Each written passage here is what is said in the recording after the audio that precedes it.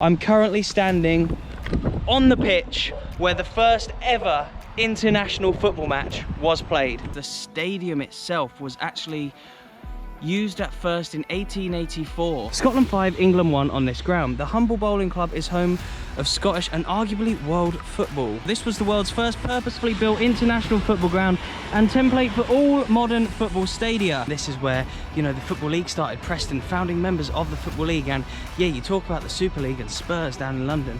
They've won 2 league titles, the exact same amount as Preston North End, who won the first 2 league titles ever, in fact. Dumbarton were actually champions for the first 2 years that the Scottish Football League, the SFL, was in existence. As you can see, I've done a fair bit of research into the origins of the beautiful game, and today I'm going to be seeing the oldest club in the world, the first ever football club in existence. After I've done this, I can retire happy. But yeah, without Sheffield FC behind me, there may not be Man U, Liverpool, Barcelona, you name it. Without these lot, there may not be anyone else. All right, I'll see you in there.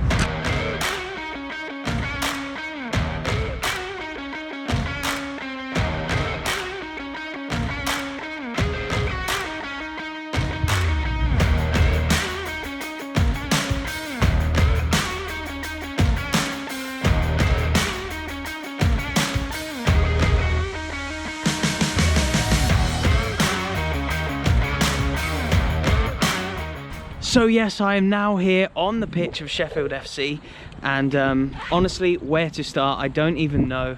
My head's all over the place with facts and things to show you. Old turnstiles, trophies, stickers, badges, you know, you name it. There's so much to tell you about this club.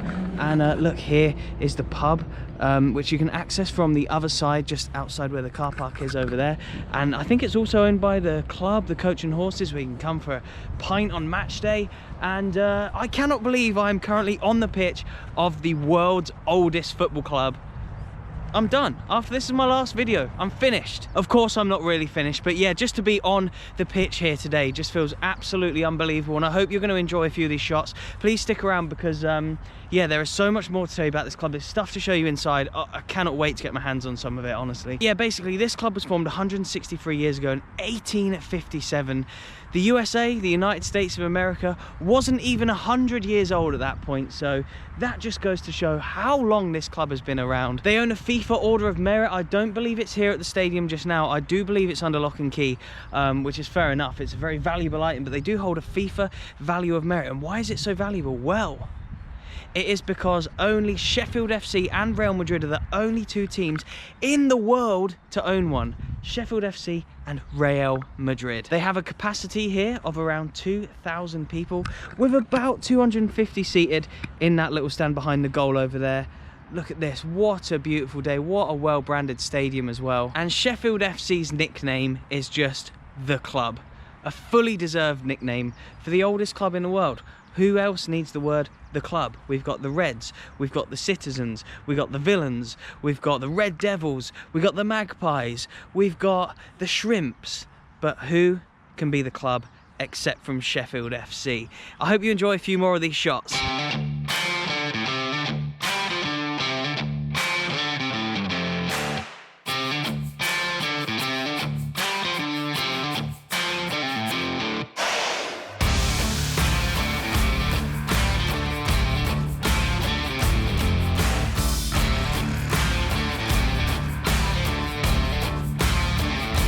And I should be chatting to someone from the club just shortly, so we are going to find out a little bit more about the stadium and a few more intricate details that I maybe wouldn't be able to find out online. But let me tell you a little bit more about the formation of this amazing old club. Another cricket team turned football team, which is usually the case actually with a lot of these old teams.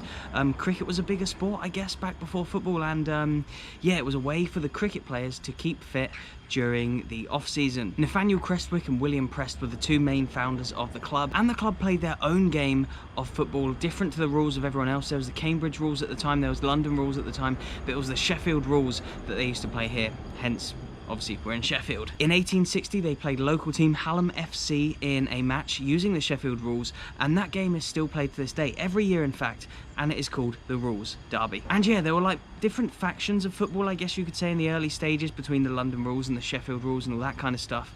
But it was the Sheffield Rules that had quite a big influence on the modern game that we see today. And I do have a couple of rules written down, which I'm going to read to you from the original rulebook. So handling was forbidden with the exception of pushing or hitting the ball with the hands. Hacking, in brackets kicking, tripping and holding opponents were all forbidden, but pushing and charging were allowed. It was a little bit of a mixture between rugby and football, the old football of like the 1800s, and yeah, stuff like kind of scrums were allowed. A free kick was awarded for a fair catch, but a goal could not be scored from such a free kick. I guess if you caught the ball from, if it was in the air, you caught it, you could have a free kick, but you couldn't score from that free kick.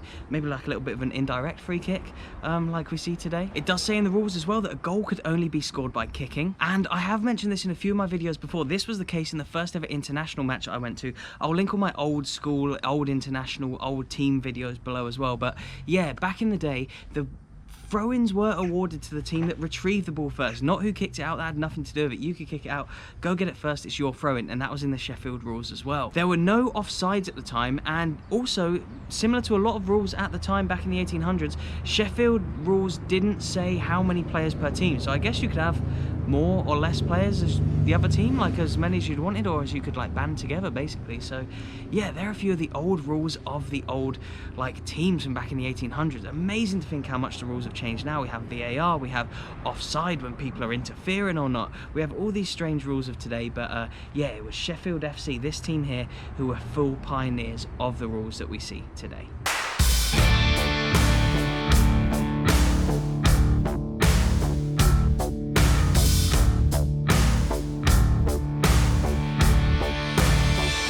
And so yeah, they're obviously now a non-league team here, but they were huge pioneers of football back in the early days, back before the leagues were even a thing, and yeah, even really before the FA Cup had really started as well. Sheffield FC were around, so the fact that they predate those is pretty amazing in itself. But yeah, nowadays they are a Northern Premier League side, I believe. So before like other teams were around, members of Sheffield FC would play each other in games.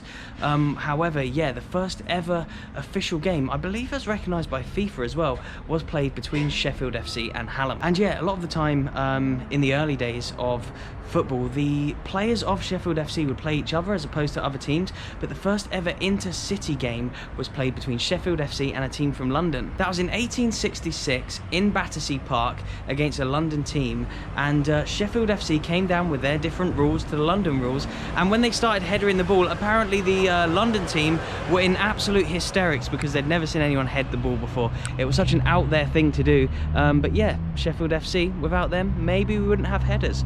Who scored a famous header? Messi in the Champions League final scored a header. Robin van Persie, that famous header in the World Cup. Maybe without Sheffield FC, we wouldn't even have headers. So you got a lot to thank them for. There really is so much to tell you about this club, and I'm hopefully going to chat to someone from the club just shortly. But yeah, let me take you inside and show you some of the memorabilia, trinkets. But just look at this. Look how well branded it is. The black and the red of Sheffield FC. And we are now inside one of the most amazing boardrooms I've ever seen. Now, there are a few things, like I say, that are under lock and key that I can't get access to just now, but some of the stuff in here, some of the old trophies, just check these out. These two here are both old trophies, because Sheffield FC used to be an athletics club as well as a football club, and of course a cricket club as well, that it may have started as. But these are two trophies for tug of war back in the 1800s. I wonder how many points the tug of war trophy would get you in the Football Manager Hall of Fame, you know, when you get all the points for winning the Champions League, the World Cup and all that. I wonder how much the old tug of war champ would win you. But just look at some of these old trophies here. Look, 1946, the Sheffield Eindhoven Challenge Cup. I think Eindhoven are quite an old team as well, which is why these two have quite an affinity with each other. But some of the trips that Sheffield FC have been on, unreal. Some of the teams they've been on a Russian tour recently, just a couple of years ago. They've played Ajax and Inter Milan, both at Bramall Lane. And look, true fans will remember when I went to Slovan Bratislava.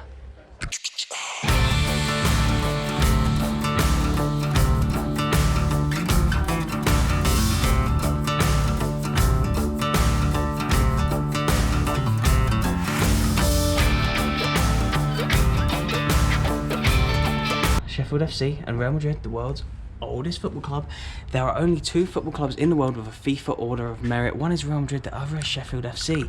FIFA bestowed the highly prestigious honour on Sheffield FC for the historic importance and contribution to the world's most popular sport. Real Madrid were decorated for being the most successful club over the last 100 years.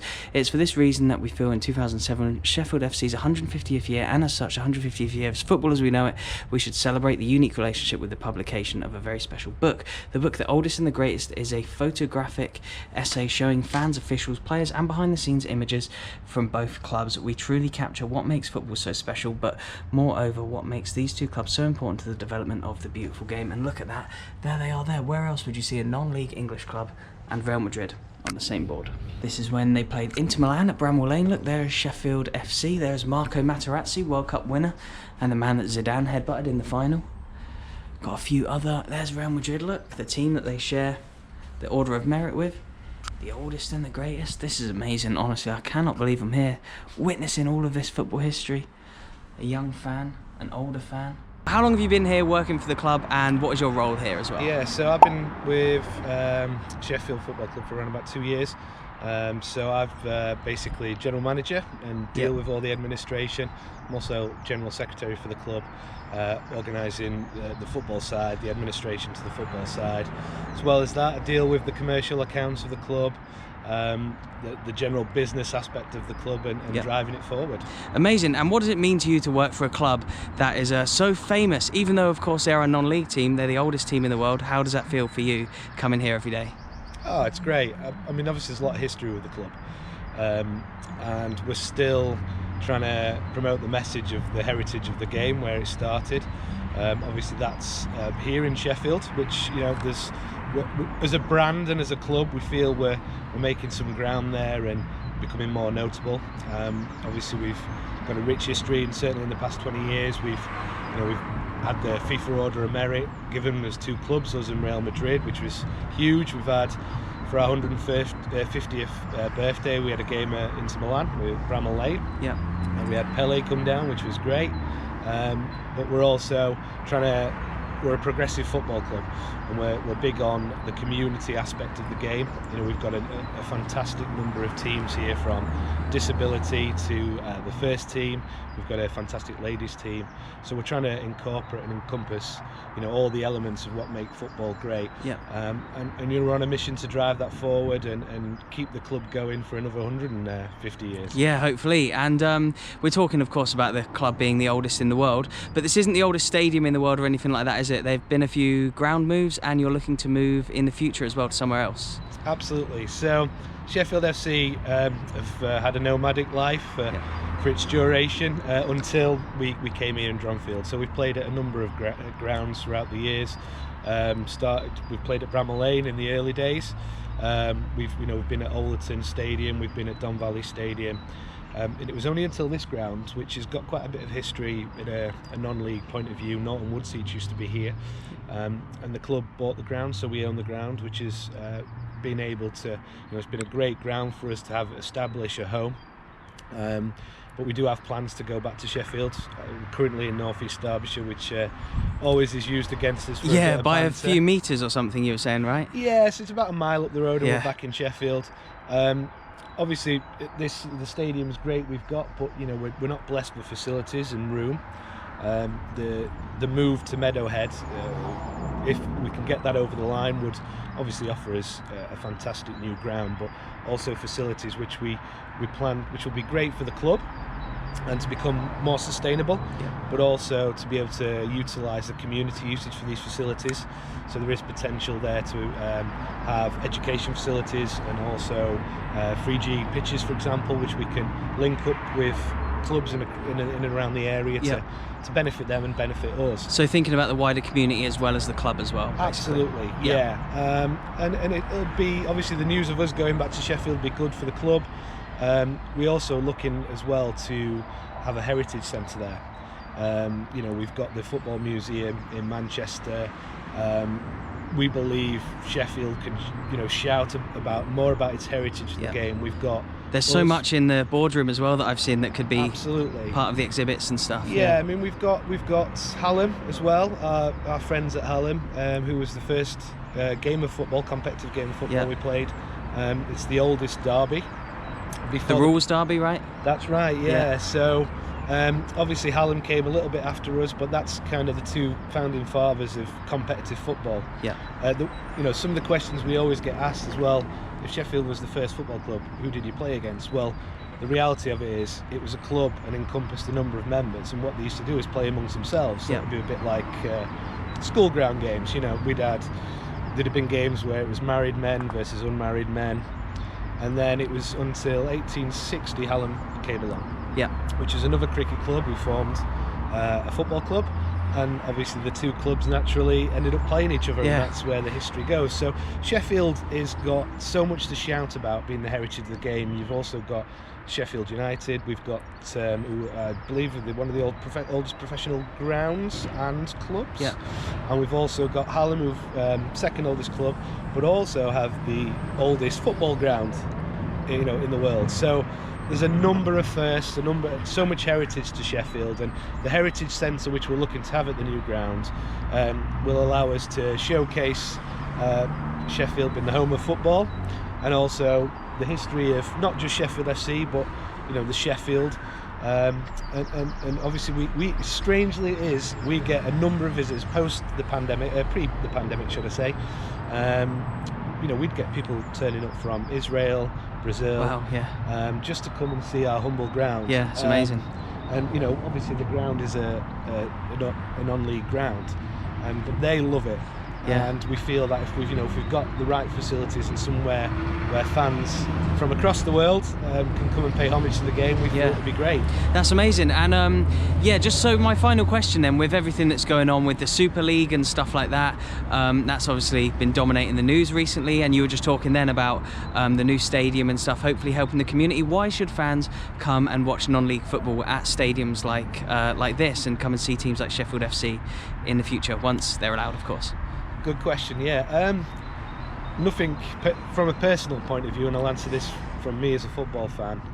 You know, I'm by heart a Middlesbrough fan for my sins. I kind of fell out of love with the elite game, and it's no disrespect to any of the clubs or what, you know, the product we have there. I just kind of think it's took away a little bit of the heart of what football meant to me when I'd first got into it. To me, it's so inaccessible. Like, I can come here and chat to you so easily, and I can look around the stadium, whereas you try and organise that at a big team and it's just you know what I mean? There is some, inaccessible could be one way to describe it. And I think, you know, there's certain clubs, not, you know, you look at the clubs who were involved in the European Super League, and you know, they're big business, big multi-million-pound businesses, and that's fine. No one's knocking that, and you know, football clubs, we all try and be as sustainable and as we can. However, you know, if you like that, and you know, if you can get lucky enough to get a season ticket or a ticket for one of these clubs, how much one would enjoy that. As me, as a football fan, and I suppose a bit of a purist, getting into non-league football has been brilliant, because like you say, you can come to a game, there's good banter, you can grab a beer, never any hostility. You can go for a beer after the game with the players. Yeah. You know, you're not that far away from the pitch. You feel like you're there at a game of football. And there's so much good work that goes on at this level through volunteers, staff at clubs, and it's just a great feel-good environment. And I really would recommend, you know, for people who maybe can't afford to go and watch elite football, or maybe falling out of love with it, to come and, you know, give non-league a try, your local non-league club, because you matter. You know, whether it's just coming to 2 games a season, you still matter. And you know, whether it's £8-9 you pay for a ticket or whatever, it makes a huge difference to make all the good work continue. It's funny, I really enjoy filming these videos, but at the same time it's actually quite stressful, because there's so much to tell you that I really don't want to miss out. But yeah, a huge thank you to Rich and the guys here at Sheffield FC for allowing me in today. What a top guy, great to chat to him as well about the club and its plans moving forward. But yeah, they used to be obviously a huge team back in the day, Sheffield FC, pioneers of the game, but sadly they fell down and started started their decline a little bit as professionalism was creeping in. That is kind of the way in which a lot of clubs went when professionalism creeped in. Some were for it, some were against, and yeah, the ones that were against it have kind of remained amateur or non-league. You look at Queen's Park in Scotland, they remained amateur for years and years and years, only just recently started paying their players, and yeah, now trying to rise through the ranks. But yeah, a huge thanks again to Rich. He also gave me a couple of souvenirs to take away. Look, the first ever rulebook and a sticker there of the club's badge, and yeah, this is a printout of the rulebook, the first ever rules, the Sheffield rules, which I cannot wait to read through a little bit later on. And I will show on screen just now a signed version of this by Pele. Yes, I told you Pele had been here before, or he'd seen them play at least, and that was against their game against Inter Milan at Bramall Lane. What a club and what a day. Please do remember to hit that like button, and please subscribe. We're on the road to 20k subs. Please join me and be in the pre-20k gang. Anyway, yeah, thank you so much for watching. I'll leave some videos around my head so you can keep watching my content. Cheers, and I'll see you in the next one.